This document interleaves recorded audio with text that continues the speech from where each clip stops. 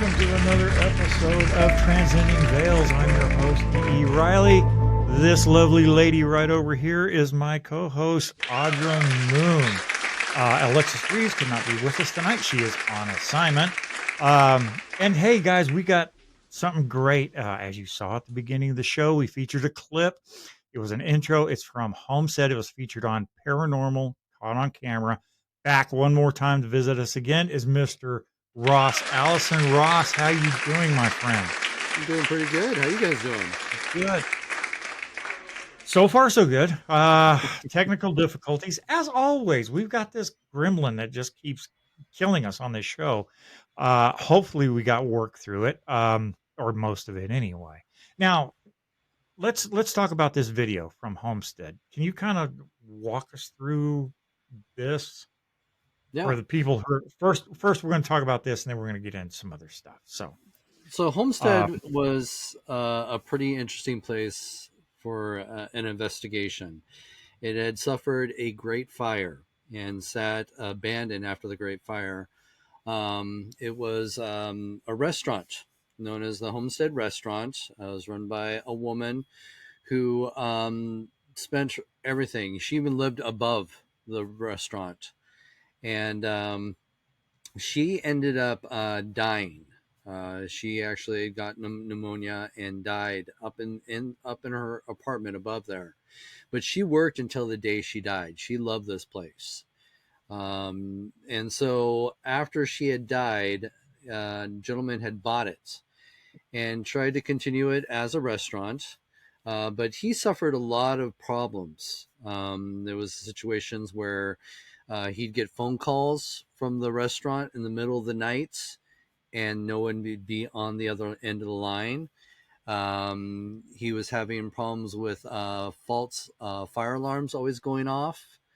The smell of smoke. They would always have this situation where they'd smell like something burning. And then one day, the refrigerator door flew off the hinges and flew across the kitchen. wow. And this is a big, heavy door. They could not explain this. It was a situation where he felt that there was obviously something going on, and he had actually contacted us to do an investigation. And we were setting up our investigation. I think it was coming up like just a week before the investigation, the fire happened, and it pretty much gutted the place. And since then, it's sat abandoned. So we never actually got an official investigation. Well, years go by, and this place is still abandoned.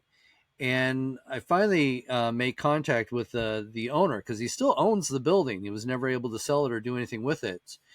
And we reconnected. And it was interesting because he didn't realize, because so much time had passed, that I was the guy that he had reached out to do an investigation. And I didn't realize that he was talking about this place that we had already, tried to set up that investigation. So there was an interesting, path that we had crossed to reconnect. And so he's like, well, do you want to investigate it now? And I said, sure. He says there's still interesting things happening there. So we actually get there. And I have a small team. They're setting up downstairs, and it's myself and June, my VP. We go upstairs, and in that video, I'm not even aware what's going on. I'm just setting up the camera, getting ready to do a walkthrough with June. June's standing right next to me, and sure enough, you see this dark figure like peek out from the doorway and then move back. And again, I did not see it at the time of filming. It was until reviewing that we had captured this. And I believe that it is Dolores. She actually, the previous owner. And I think she haunts that location. And I think the story is that we feel that she was actually trying to warn the previous owner, or the current owner at that time, about the fire. Mm-hmm. Which would explain a lot of the interesting things that happened, like Wow. constantly smelling something burning, the fire alarms always happening, and then the phone calls from from the restaurant in the middle of the night. The fire took place in the middle of the night.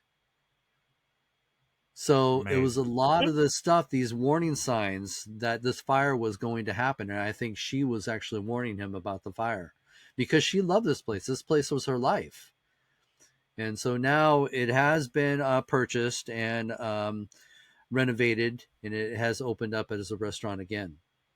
Wow, that's incredible. Instru Interestingly enough, the way that you're explaining it now, I don't know if you categorize, like, hauntings in certain ways, but this sounds very much like, not I mean, just but through the way that you're explaining it, that how you're saying that it was almost like she was warning him. Have you ever thought that maybe it could be like a residual haunting where it's almost like a time loop and it's just reliving the past events that happened with her death, like the fire, the smoke alarms, the calls, stuff like that? Cuz from my understanding is with residual hauntings, it's literally like they're just stuck in a time loop Right. reliving everything. So do you think would you categorize it as that, or would you No, categorize it more as in like she's sending warnings? And I intelligent. think, well, especially with the refrigerator door, that's And not yes, an residual, intelligence here. and then also with the phone calls, residual's not going to, pick up the phone and call. So I Right. think Mhm. situations like that show that there's intelligence, and with a residual, it's usually reenacting that previous event. Well, the fire had never Yeah. happened, so I would think in a situation, from the day Oh, after, after the okay. fire, then I, you might have yep. something that would be more residual. But this was something I believe Yeah. warning him about the Yeah. fire. I misunderstood. I thought that there was also a fire beforehand. No, My Just fault. Um, at this point, I'm going to digress, folks.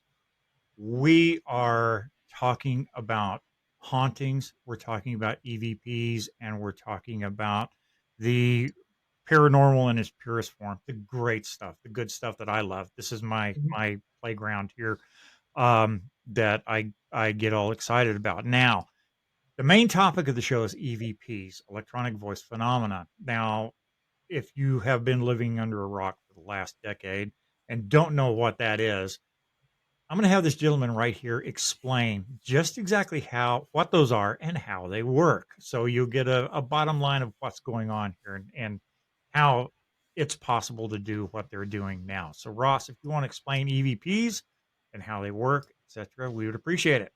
well, EVPs is electronic voice phenomena, and those are phenomena that's captured on recording devices. They can be captured on, audio recorders. They can be captured even on video as well. And so, as how they're captured, we're still not sure.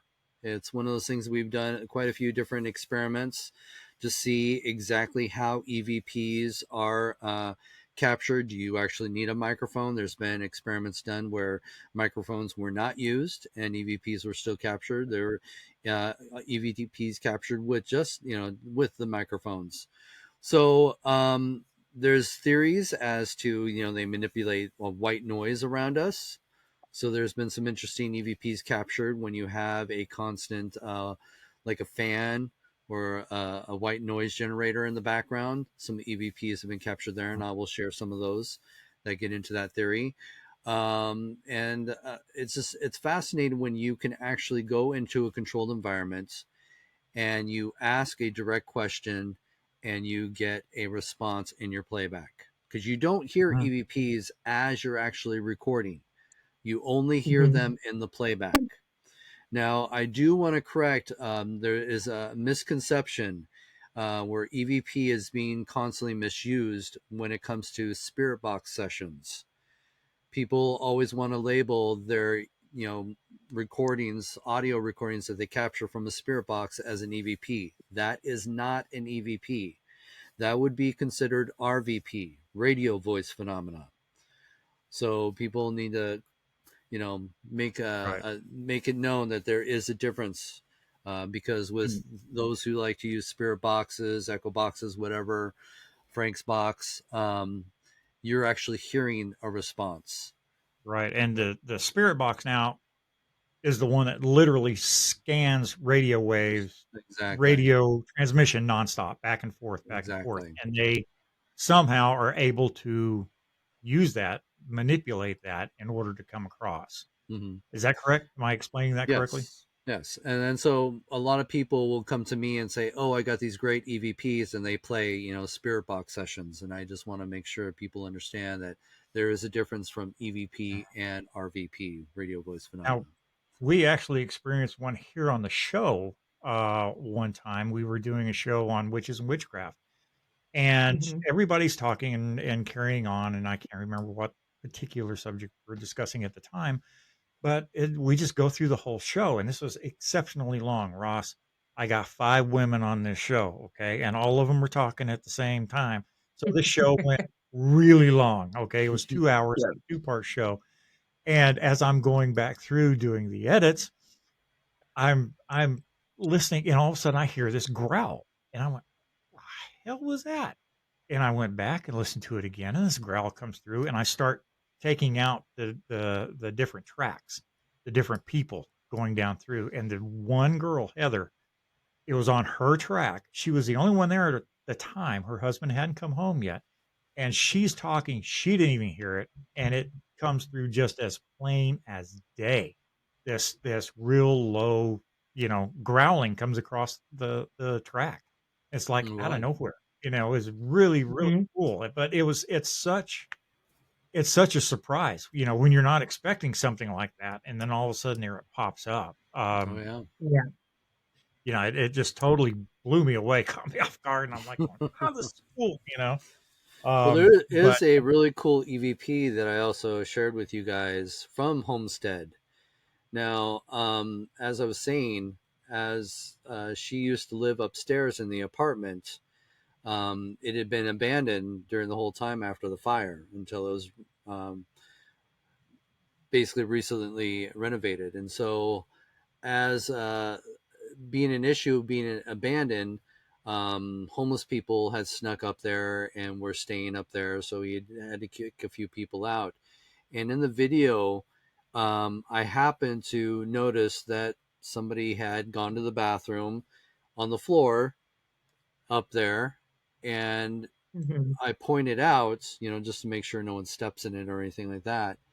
And you can actually hear a female voice. Now, I don't like to tell people what's being said right away. I like Mhm. people to hear it first because the biggest problem is it does become suggestive.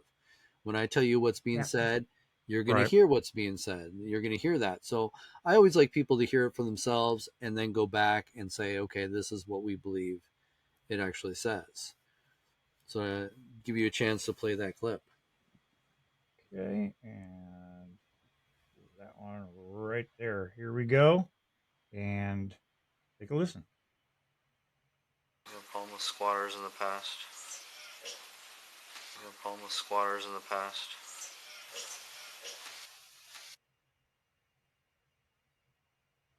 All right, Well, did you well, hear I'm it? talking about the squatters, because Mm-hmm. I've noticed that something had gone to the bathroom there, and you can actually clearly hear a woman go sick. Right, right. I'll play it one more time here. Mhm. Homeless squatters in the past. Homeless squatters in the past. Yeah. Homeless squatters Mhm. in the past. I could hear her before, but I couldn't make out a word.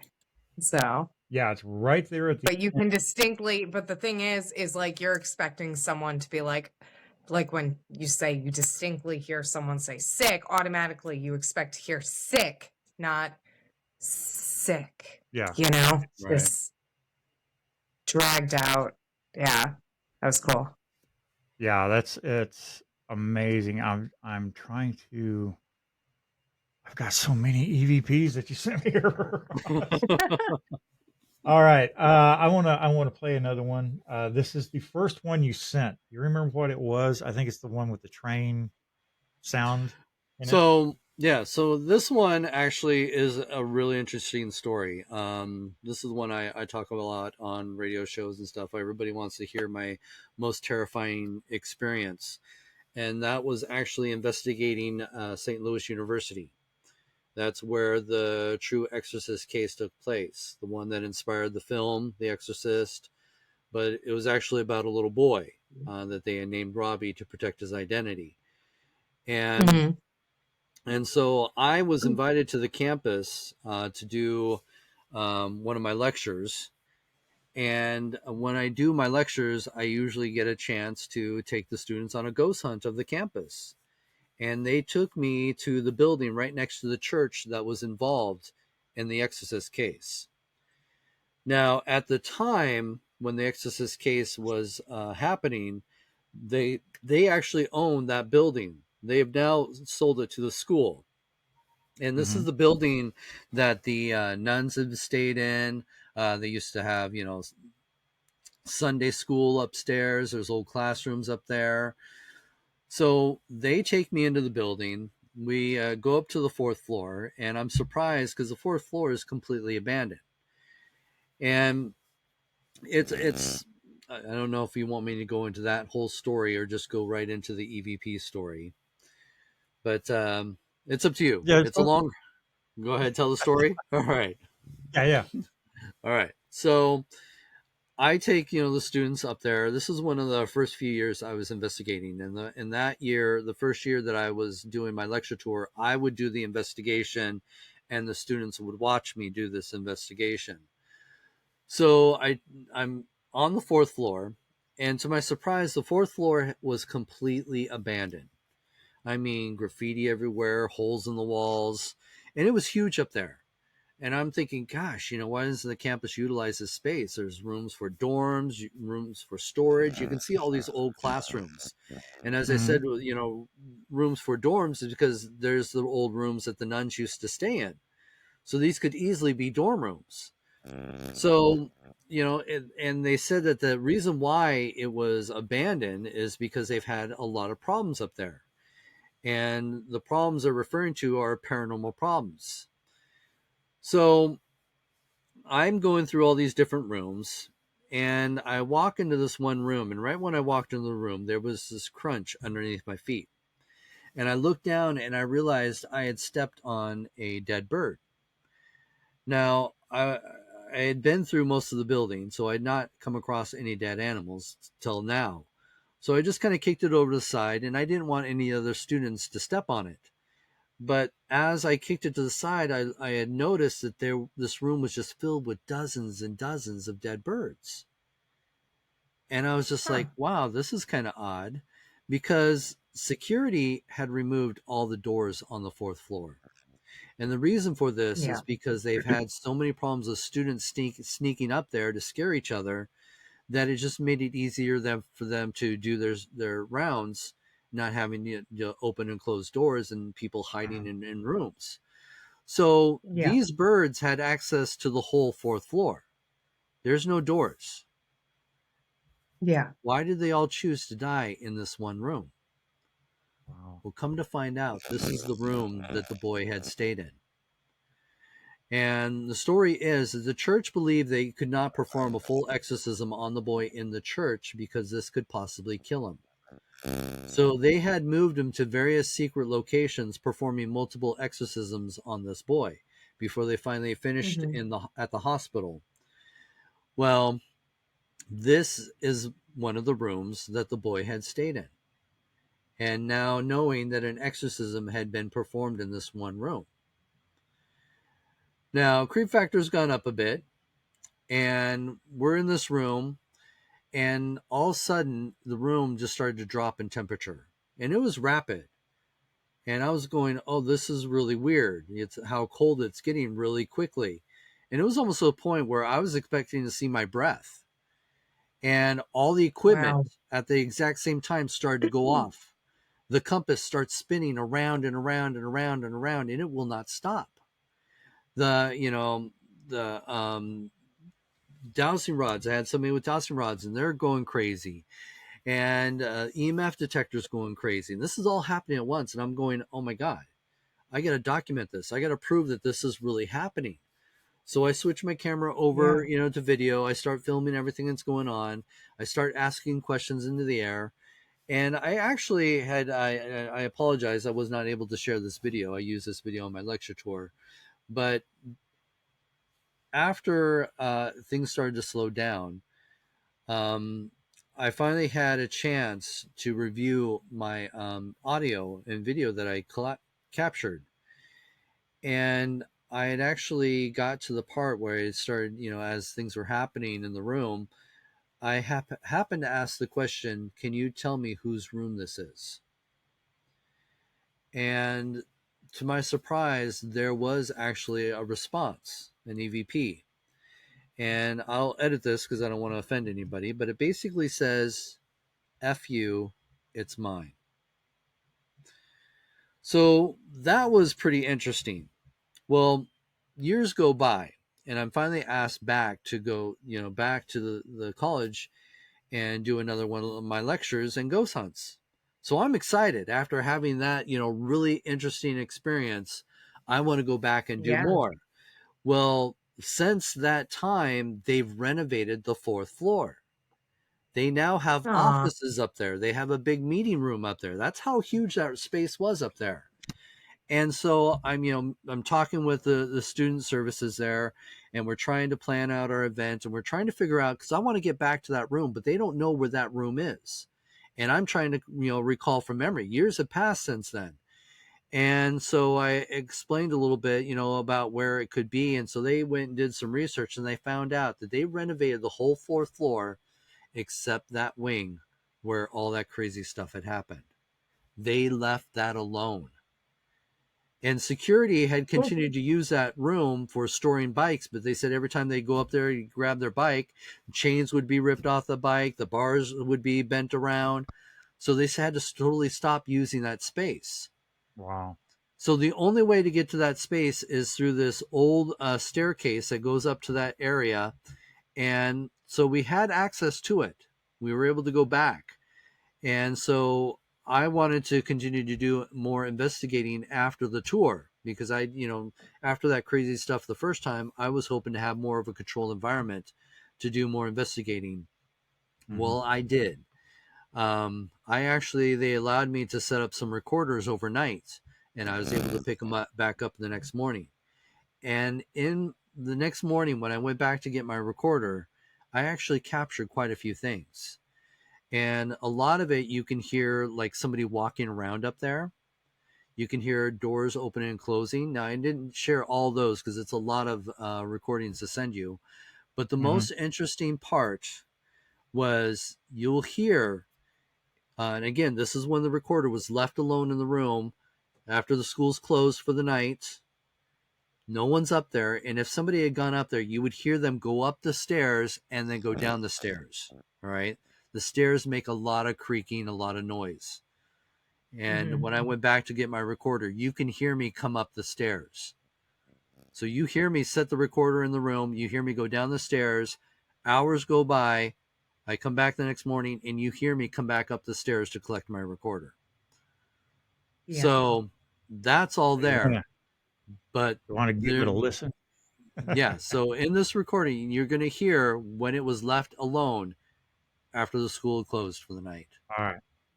So this is the Exorcist case. Let's take a listen here.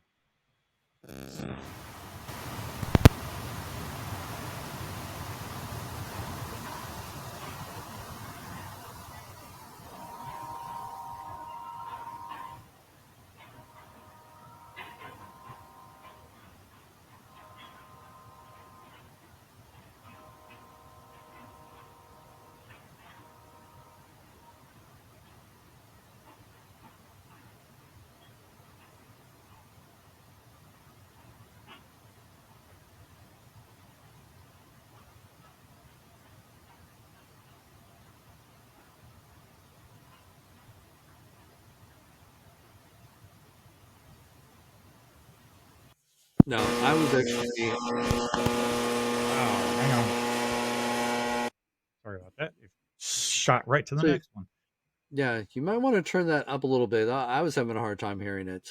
But if you listen carefully in this one, you can hear as the train approaches, it sounds like somebody banging on a door and a woman Mm-hmm. screaming, "Let me out! Let me out!" Let me let's see. I think I've cranked my volume up as high as I can go here. Let me double check and make sure. Yeah, it's all the way up to redlining.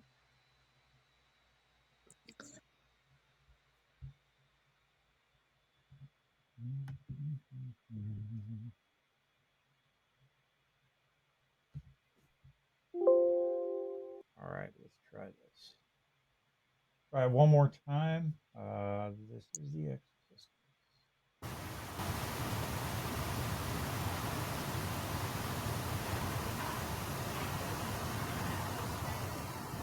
I hear it.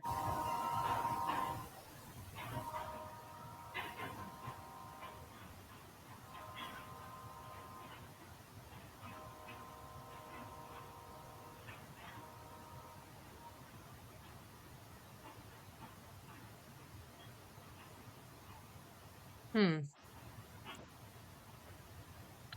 Now, oh, we're still listening. Sorry.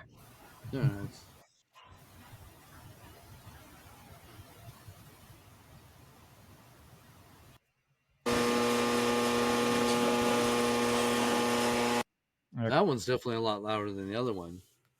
Yeah, I don't know. That's like I said, everything is cranked up to the max right now. So, um, Now, the story of this exorcism, okay? Now I don't know how much you know about it, or I'm gonna assume you know a decent amount. Um, because they said it was a little boy. Mm-hmm. Did they ever explain what actually they were exorcising out of him?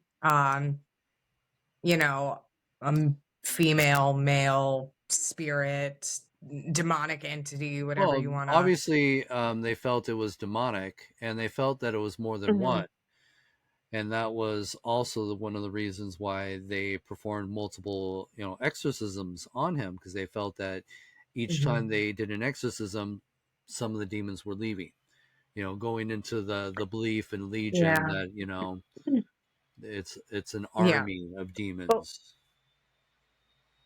I think it's interesting, like with that thought process, that there was a woman, or in the EVP, it sounds like a woman saying, "Let me out," you know? Mm-hmm. Um, that's interesting.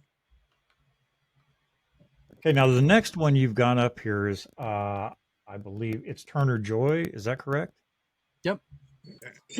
The one that I already it started playing by itself. Apparently, it wants to be played. Wants to be played, yes. What's the setup on So, this one? so the Turner Joy is a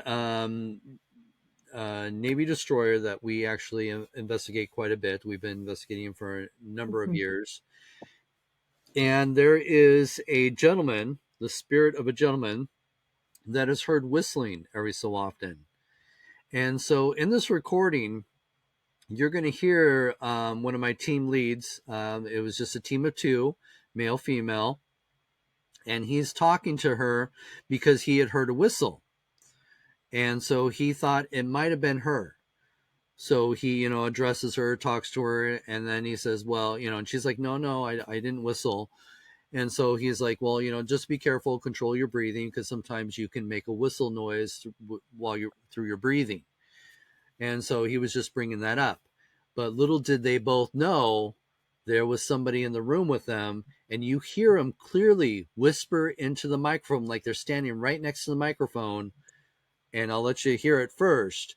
But then it goes a little bit longer. You'll hear them talk because they didn't hear that response.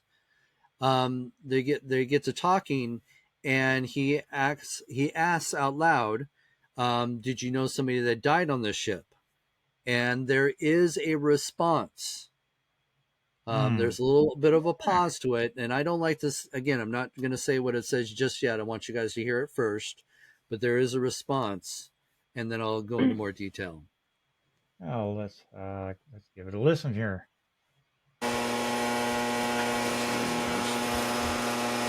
Vision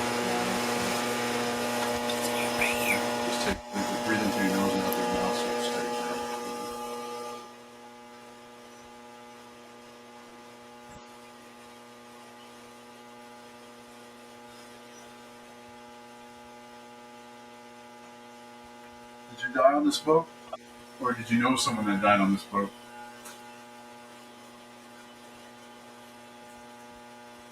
I'm gonna shut off the monitor real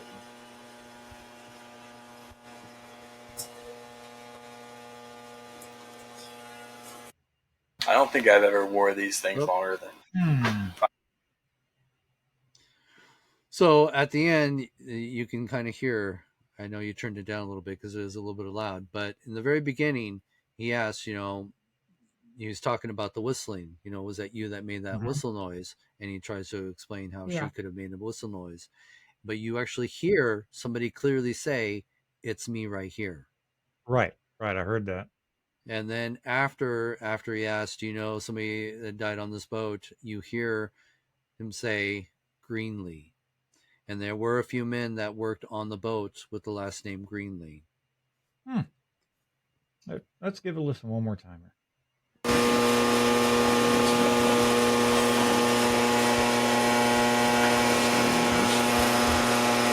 you doing that?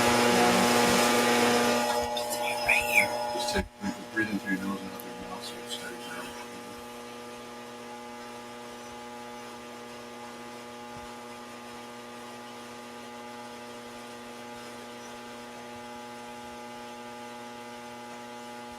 Did you die on this boat? Or did you know someone that died on this boat?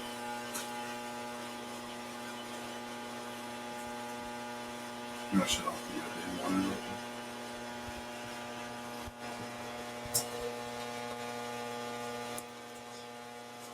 Right there. I don't think I've ever wore these things longer. Definitely heard it.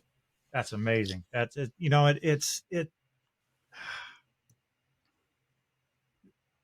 It never ceases to amaze me about EVPs, and I became interested in these years and years ago. Like I said, I lived in a haunted house for a number of years, and saw and heard things that to this day I can't explain. And my wife is sending me something, but sorry about that. I thought I had that shut off. Hang on just one second. Let me turn off this dumb thing here. And to have it confirmed that I'm not the only one hearing shit. It's other people, and it's recorded now. And in those days, back when I was living in the house, we didn't have any anything like that. All we had was our word, and people thought we were crazy. Right. Until they came. We had one. It was funny because we had my wife and I. My wife at the time had a friend of hers up to come visit us one weekend, and she was a bookworm, and she read every night before she went to sleep. Well, we had put her in, and I've told Andrea the layout of this house. We put her in one of the rooms, and we were across the living room in another bedroom on the other side of the house. And she was sitting there reading, and the door was closed completely. And anyway, the handle turned, the doorknob turned, the door opened about 2 inches, and she said she looked at it and said Kathy, which was my wife's name, and the door closed, click all the way and shut.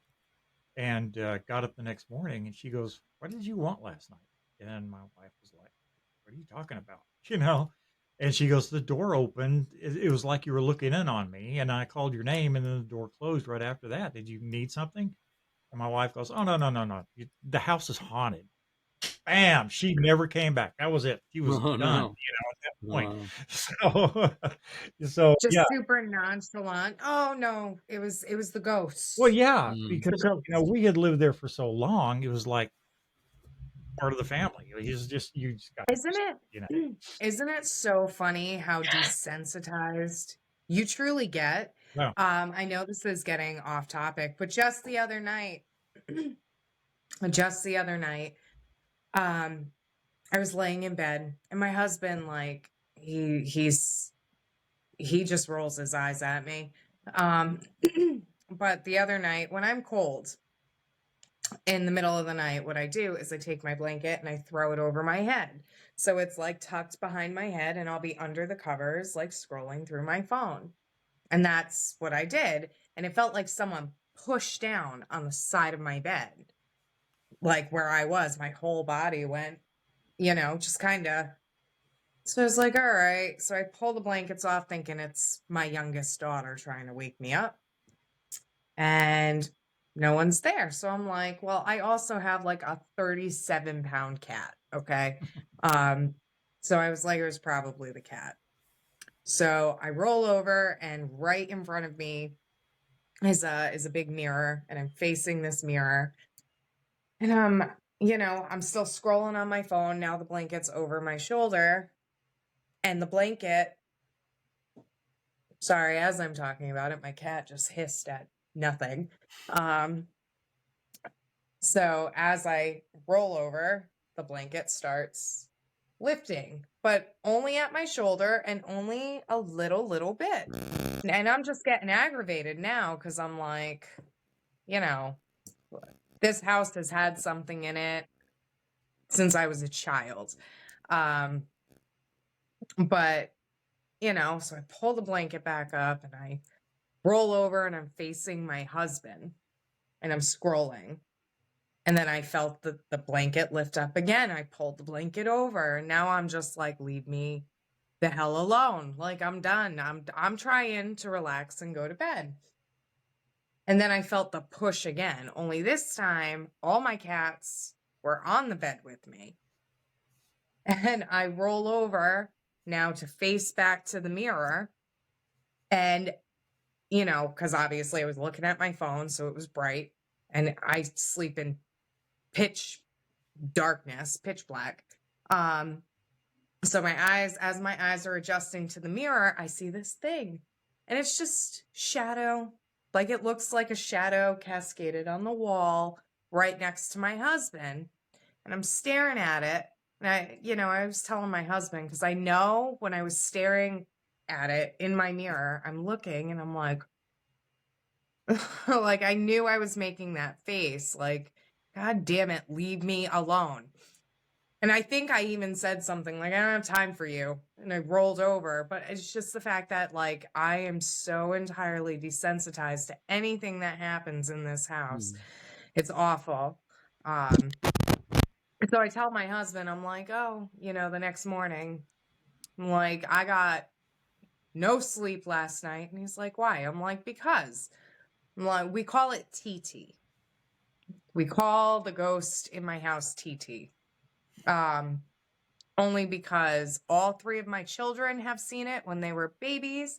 They've pointed it out. I have pictures of something on my staircase that my son was pointing to, but they all, as babies, called it TT. It's the weirdest thing.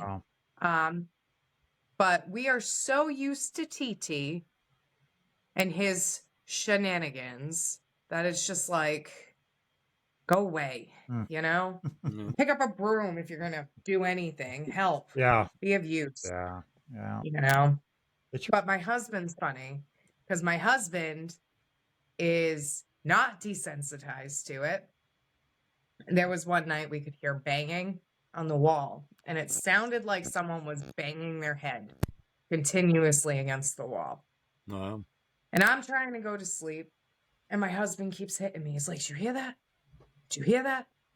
I'm like, "Yeah." I'm like, it's the ghost. Leave it alone. Go to bed.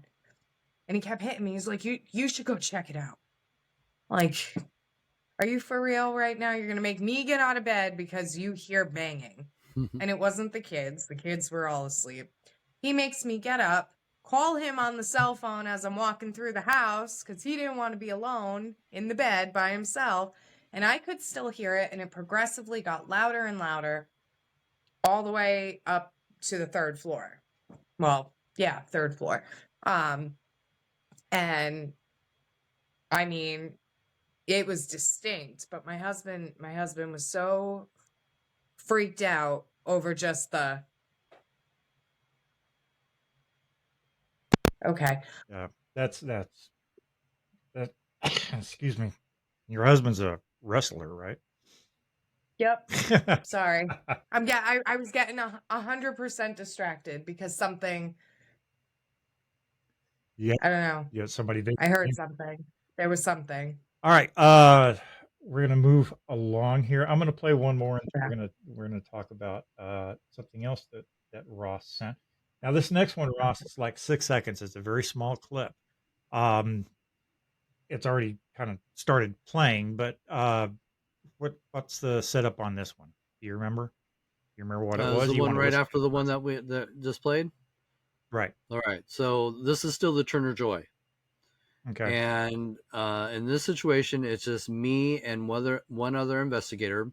We had two teams of two, or of each. It was two teams of two, and it was me and the gentleman. We actually dressed up in naval uniforms. I had the old blues that they wore back Mhm. when the ship was still active. He actually is wearing the whites because he is actually in the Navy. And we had gone down to the refrigeration area where they stored their food, um, because we had some cameras running. And this is back in the day when we were still using tapes, if anybody remembers those, you know. Mhm. So we had to go back and change the tapes. So as we're down there and I'm changing the tape, he's telling me that normally he doesn't have to wear his uniform for more than 4 hours. And during that time, as he's telling me this story, you can actually hear what sounds like a fight break out in the room with us.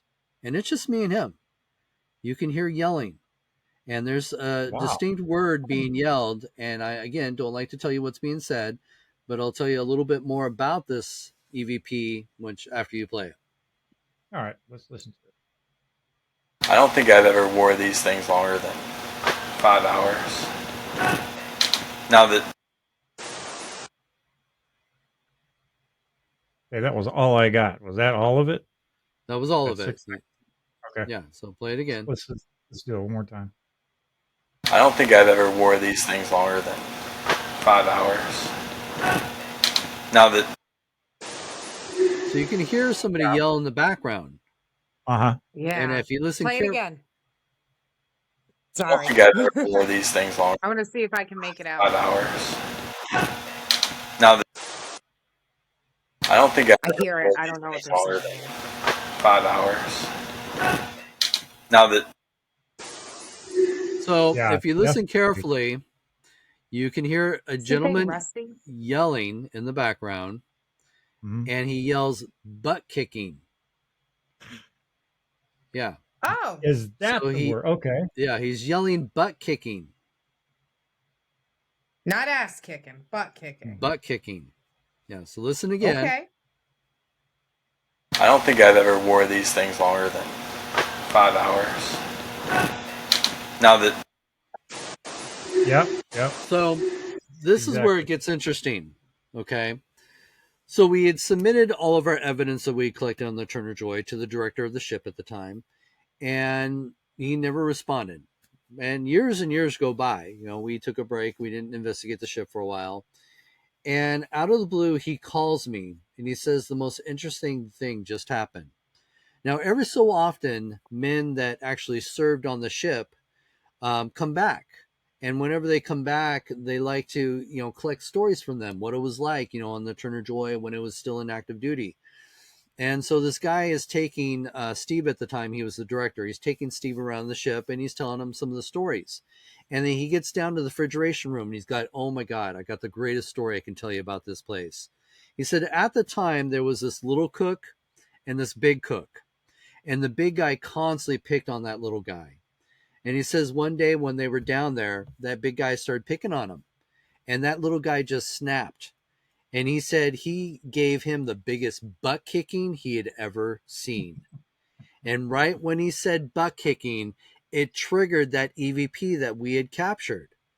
And I think Yep. that right there is a prime example of a residual haunting, where finally this little guy got the courage to confront his bully and give him the biggest butt kicking, because he said he didn't understand why he used the word butt kicking, because normally sailors have the dirtiest mouths. Mhm. So for him to Yep. say butt kicking was like, oh my God. So I Oh, think we captured that moment where, he Yep. finally, had the courage to confront him. That is fantastic. Okay, Yeah. I'm going to throw up this, and we're going to talk about this guy here for a minute. Um, this fella, and I'm going to put him on the screen right now. His name is Mr. Creepy. Now, I'm going to leave this up so you guys can take a good look at this photo. Now, Ross, tell us a little bit about Mr. Creepy here. So Mr. Creepy, he is in our death museum that's Spooked in Seattle. And I came across him when I was searching for death memorabilia for my museum. And a lot of times when I visit a lot of these old, antique stores, I always ask, do you have anything that's odd? Because sometimes these, antique stores will get some amazing, interesting pieces. And sure enough, she started to tell me about this doll. Now, he actually was made in the 1960s by a retired ventriloquist artist. And he actually worked in the vaudeville days here in the Northwest. And in his retirement years, he continued to make these dolls and perform from time to time. Well, he actually made this doll in his likeness. He made the female counterpart in his wife's likeness. Now, what made these dolls extra creepy is they used their real hair on the dolls. So after their passing, the dolls were sold as a pair. And this woman, she purchased them and she put them on display on a shelf behind her register. And they sat there for years, no issues whatsoever. Well, unfortunately, they sold her building, so she had to pack up her shop and move to another location. So she packed up the dolls separately and she put them into storage. And when she got her new location, she pulled pieces out of the storage unit to restock her store. Well, she found him, but she didn't find the female counterpart, but she went ahead and put him on display in a glass case behind the register. She said right away that's when she started having these weird sensations. She always felt like she was being watched, somebody breathing down the back of her neck. She said there were days that would go by and she'd come back and she'd find that his head would be turned or his eyes would be looking in different directions. She said one day she even came in and found that the glass case was wide open. She said after having these experiences with him, she's the one that named him Mr. Creepy. So she put him at the back of the store and on a bottom shelf. She didn't have to see him every day. So, so after she told me this story, I was just like, oh my God, I would love to have this guy. I would love to give him a good home at Spooked in Seattle. This was just perfect for us. So she was so happy to get rid of him that she sold him for $1. Now Wow. I put him in a glass case in our museum. And it was actually, I think, a month after we had him. I was alone at Spooked in Seattle. I was in the office when I heard a thud against glass. And I immediately thought something Mhm. happened in the gift shop. Something had fallen in the gift shop. So I went, looking around the gift shop to see if anything was disturbed. And I couldn't find anything disturbed. Now, this was our old place. This is before COVID. And so we actually had a much larger space. So I am actually walking around trying to figure out what could have made that noise. So I come around the big tables that we had at the time, and I'm now facing the glass case with all the haunted dolls. And that's when I noticed that his head had turned and is now leaning up against the glass. So I immediately pull Mhm. out my phone to take a picture just to prove this really did happen. And that is the photo that you guys are looking at. Now you can see his head is turned oddly in the glass case. But what's more interesting is if you look at the reflection in the glass of his face, it looks a lot different than the doll itself. His eyes Mhm. look very droopy. Hair is receding back further. He looks a lot older and he looks more human like. And actually, Mhm. I didn't give you the picture, but we actually have a photo of the original owner, the guy who created the doll, and it looks like an older version of that man. Wow. And so a lot of people have asked, why would he be haunting that doll? Hmm. And I think he's looking for the female counterpart, his wife. They hadn't been separated since the day they were created. And so I have been on a quest to try and find her because I would like to bring those two I was souls just gonna ask. together. Yeah. Wow. That's Wow. fascinating. And I mean, David knows I'm a sucker for a haunted doll. So I have one myself. I had a whole collection for a very long time, but it was a lot of energy in one spot. Yeah. I have worked with multiple occult collectors and mediums where I've gotten some of my spirited dolls, and I mean, I've had I believe there is a picture that was used for transcending veils early on of uh two of my more malevolent dolls, my two clowns. They came as a pair, and I mean, once I had gotten the box, I immediately, touching the box, got the worst headache. And I mean, it didn't stop until I had them up in my office and I was away from them, you know. So my favorite though is he is currently put away because of renovating, but I did obtain one from a collector who, his name is Larry. I believe I've told David about Larry, right? Mm-hmm. Yes. So Larry, they've worked with him with spirit boards and what do you call them?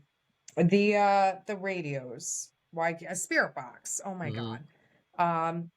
So, and the only thing that they've gotten out of him was that his name was Larry, murder, and Ohio. They got Ohio out of him, and then they also got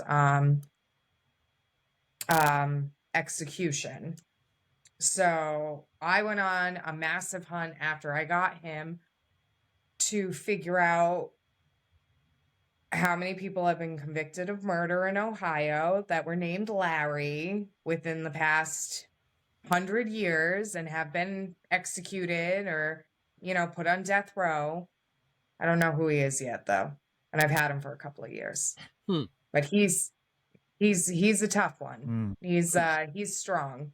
You know, he's the one that, you know, the hair will stand on the back of your neck, you know.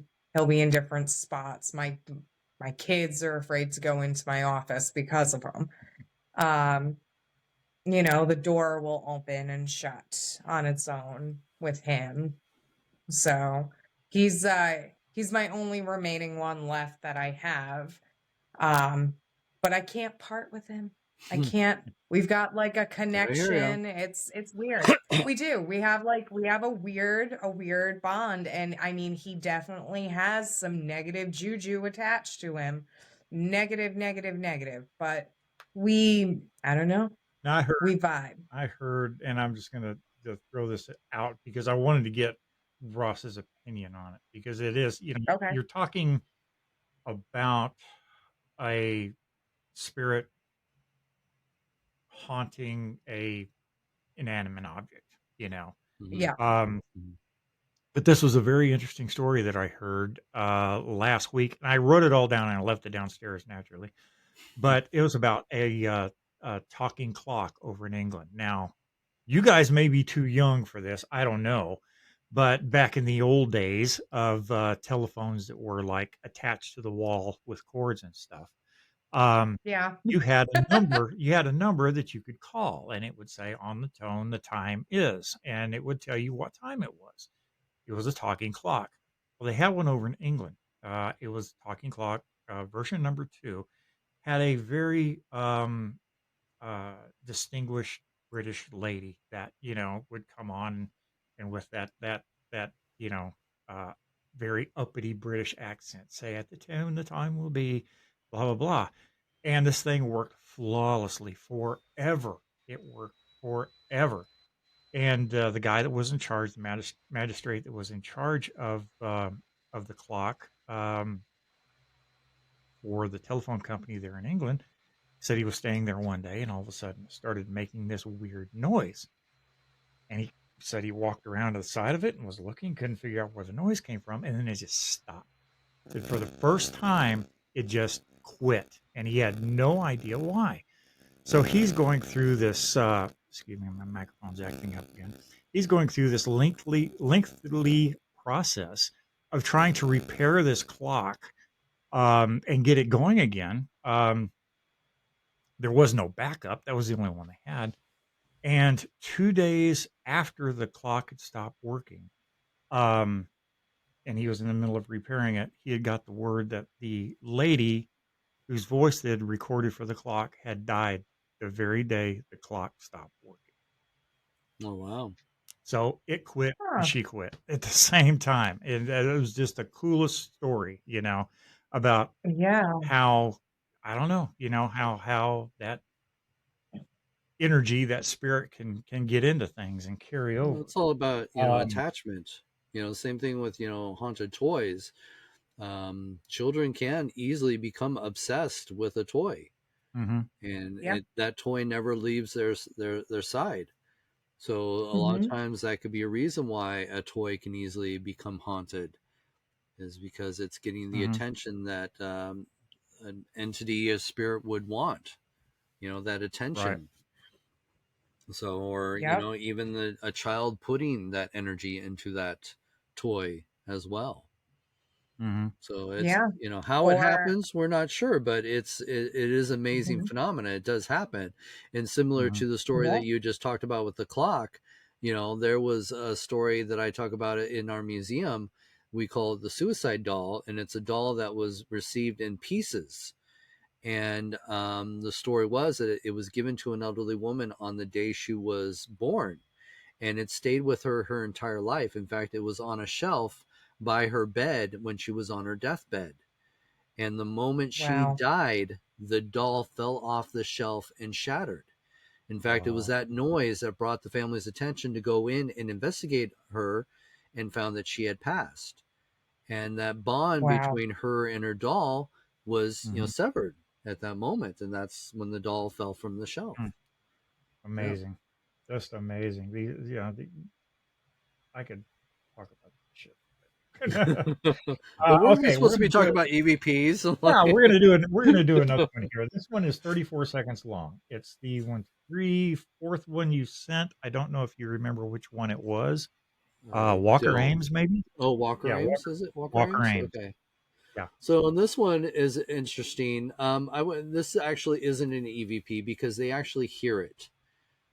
This is actually the haunting where they hear a woman crying. And in this recording, the two investigators are alone, male, female, and they actually hear at the very, very beginning. So you have to listen right away. You'll hear what sounds like a woman sobbing, and then they react to it. They're like, "Oh my God, did you hear it? Did you hear it?" And then she goes in and explains what she thinks she heard. And surprising, when they played back the recording, that's what they got. All right, and here it Did you hear that? Is that downstairs? No.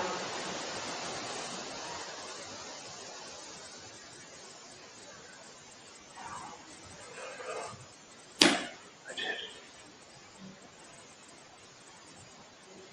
I gotta go back and though. It sounded like someone was crying.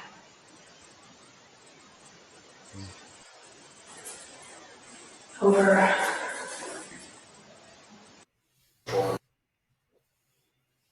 Wow. Yeah. Did you hear that right at the beginning? It's Right at the very beginning, Yep. you hear Loud that and that clear. yeah, sob. Yeah. yeah. That's wow. And that was not an EVP. That was just something they Just that heard. that haunting. Yeah, they heard the audio of a woman cry, and they both heard it, and they're trying to explain away what they possibly heard, and then she describes, "I heard a woman cry," and And they there were it is. spot on. Yeah. Yep. And it's weird because the house that I lived in from day one my room was actually apart and away from the house, and it was actually across the breezeway on the back of the garage. I had my own room out there, and I would lay in bed at night and I could hear people talking, which is not unusual, except for the fact that we lived in the mountains in the middle of nowhere. There was no Mm. one around us, no one for miles. And you could hear a conversation going on. You couldn't tell what they were saying, but you could definitely hear voices, and it was one of those things where I was fascinated by it. I would lay there and just try to listen and pick out a word, just a word, and Right. it was Right. almost like a game to me.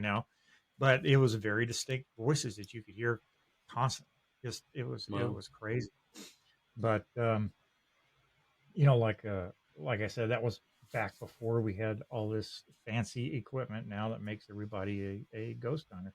I've got one more Mhm. I'm going to play here. Um, and then we'll discuss now this next one. It's 12 seconds long. I don't have it written down anywhere. Do you remember what it is, Ross? I We're don't. fifth one down. I don't You sent me. remember all my EVPs by how long they Okay. run. Let me. Yeah, well, I can understand that. Let me play it, and then we'll talk about it. It will be a surprise for you. Okay. Environment. Let us know if anything changes in the environment that produces the ground. It lets us know if the temperature changed, how much it actually changed, any EMF readings were in there. So this is an interesting one. I am actually filming for a local news crew, and we're talking about the underground.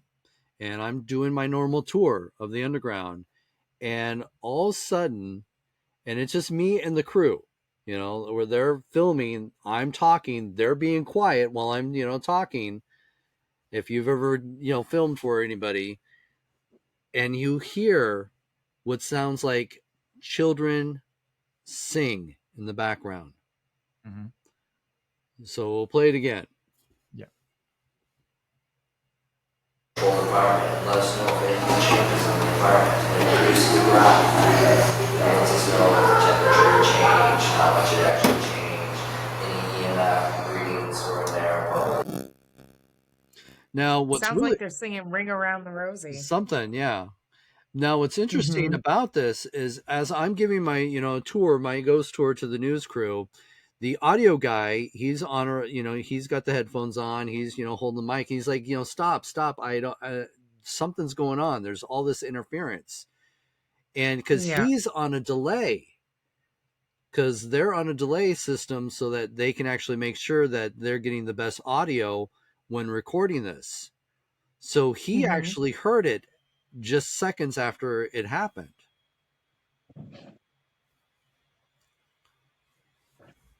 Just absolutely amazing. Yeah. Audra, you Well, I was have. going to say real quick, there is a story to it too. Oh, yes. Um, so come to find out, because people would ask you, why would there be children down there singing in the underground? And the underground are just basically where, abandoned tunnels that go around the city block. Well, come to find out, a lot of the local children would sneak into the underground sections when they were abandoned to play, especially if it's raining outside in the city of Seattle. It was just a fun little Mhm. area that they could, hang out and play in these, these old tunnels.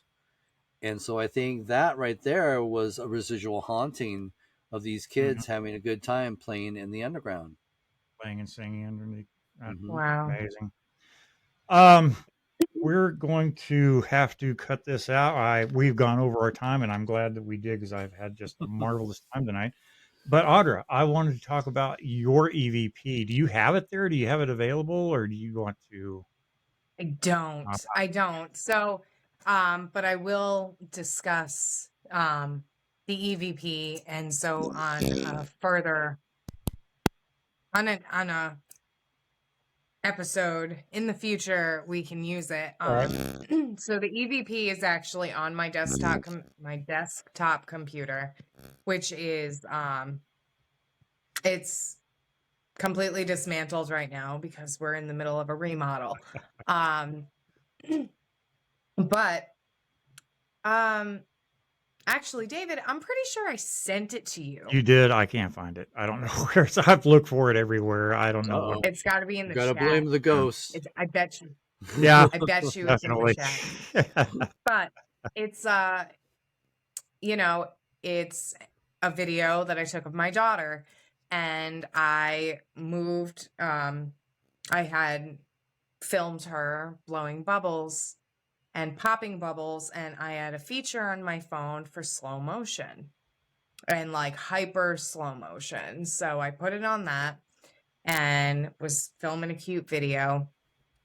Now, when I brought it back, after I was done filming, in real time, you can hear my voice in slow motion. You can hear her voice in slow motion. There was no TV on, no nothing. But in real time, not slowed down, there was this high pitched, like, scream, and loud too. And it's almost like my daughter hears it because it screams. And then my daughter starts looking like that, really slow. But it was just the weirdest thing because the scream is not in like hyper slow motion like the rest of the video. When you play it back in normal speed, it's not there. When you play it back in sped up, it's not there. So it was just it was nuts.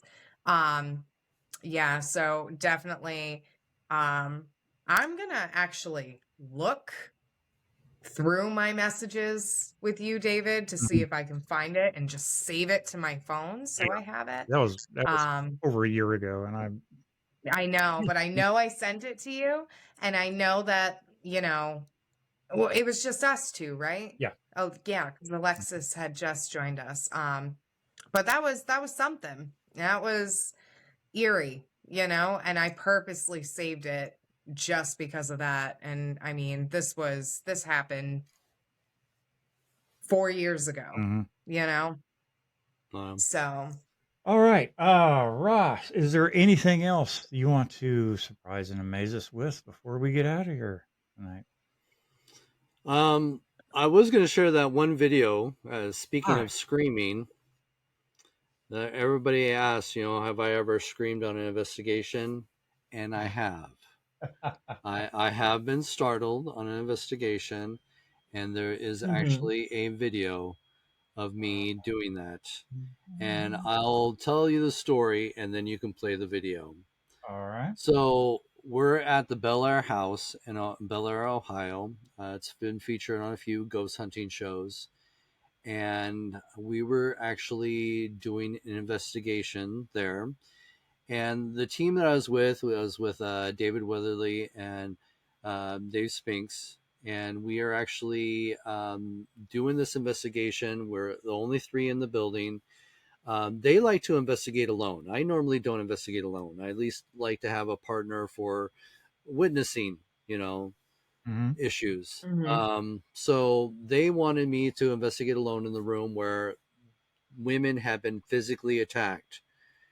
So I'm going to be honest. For the first time in my career, and I've been investigating for over 30 years, I had a hard time being alone in this room. It was a feeling I just could not shake. And I was getting mad at myself. I'm like, I've done so many investigations. I've been in the scariest places, the exorcist room, I've been things like, and I'm really not really fazed by it. But I could not shake this feeling like I just don't want to be here. I do not want to do this. But I didn't want to let the guys down. So I'm trying, to get through this, investigation. And I am trying to talk to whatever's in this room. And there's some strange things happening in the room. There were sounds that I didn't hear, because normally when I hear a sound, I will tag it on my recorder. I'm trained that way to do that. So there are sounds that he tagged in this video that I did not see. But the thing is I've been asking for some sort of sign. And shortly after I had done that, the thermal camera flies off the tripod and I scream. Now I do not run away. I stay there, but I did scream in this recording. Now, let me ask you, this is the first video that you sent to me. Is that correct? Yes. Okay, here we go. We're going to play it. You'll be able to hear it. For the people that are just listening in audio, you'll be able to hear it, but you will see the clip on our YouTube channel. So here we're going to play it.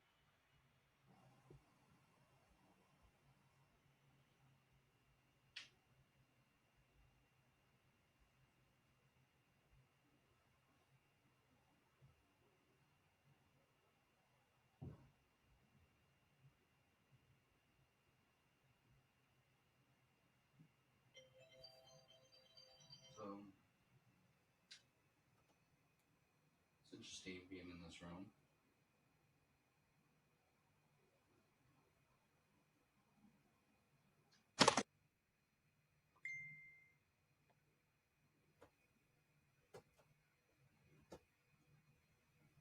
Whoops. I don't know what happened. Sorry, technical difficulties again. We're going to try this again. Uh-oh.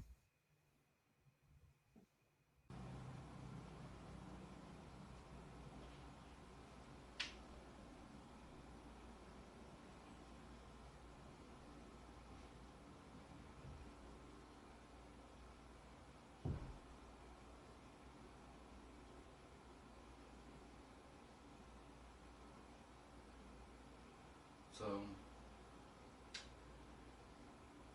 it's interesting being in this room.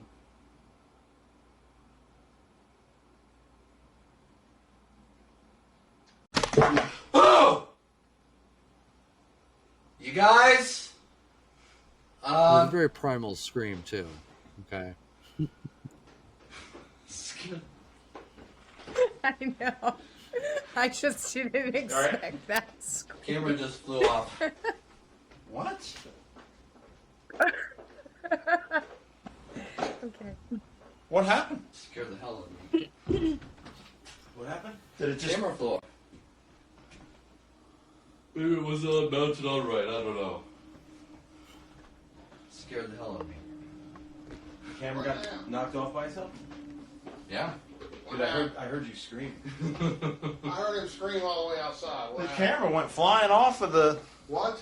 Yeah. Yeah. Okay, I don't feel bad. Everyone else is laughing I too. heard you laying over here. But it just goes to show that even in a situation where I get startled, I still stay there and continue with the investigation. That was such a great scream. It really was. I jumped, I think, when that happened. That was great. That was, and I mean, that's just a normal human reaction. I don't care how many times you've, done this kind of thing and lived through that. When something unexpected like that happens, yeah, I would immediately turn into a 12-year-old girl with no problem at all. No problem at all. All right, with that, that was cool. We're going to wrap this up. Now, Ross, you're getting ready to go out on speaking tours. Is that correct? Yep. I leave on the 18th, and I'll be gone until after the first weekend of December. So, yes, Fantastic. I'll be out there lecturing, doing all kinds of events for the fall season. And if you guys, That's awesome. if you guys have not seen it yet, check out Ross's documentary, Parasense: The Naked Experiments. It's streaming like everywhere right now. It's the Halloween spooky season, guys. This is one you really need to catch because it is really, really amazing. And there's just no other way to put it. And you're working on 2 more books. Yeah, 2 more books. You can find all of my books. Haunted Toys, since we talked about toys, is out there on Amazon. So you can definitely find all my books on Amazon Prime. And you can check out the documentary, I should say, on Amazon Prime. And it's been keeping me busy. So I do have a couple projects in the works. Also, we're filming another episode of Parasense. So we got that going on. Just a lot. And then plus I'm right in the middle of moving, and I'm trying to get moved in before I, leave on my lecture tour. So I've got a few more days to do that. I'm almost done. I'm probably about 80% done. So yeah. Busy. All right, then. Well, with that, we're going to wrap it up. Audra, do you have anything, my dear? You look stunning tonight, by the way. Thank you. This time I'm not Yep. sick. I Like our last episode. I'm the sick one tonight. I've Yes, barely we making it traded through here. spots. There you I've go. been trying my best to keep it all down. So, Mm-hmm. but anyway, we made it. And you guys, I want to wish you a wonderful Halloween. Have a happy Halloween. You too. Be Um, safe out there. Oh yeah, be careful, guys. There's a lot of crap going on right now, so Yep. always It's not the dead you have to be afraid of. Keep that's that in it. mind. That's it. That's it. Exactly. I couldn't have said that better myself. And with that, we're gonna say good night, guys. Good night, Night. guys. And guys, as always, keep it spooky. Good night.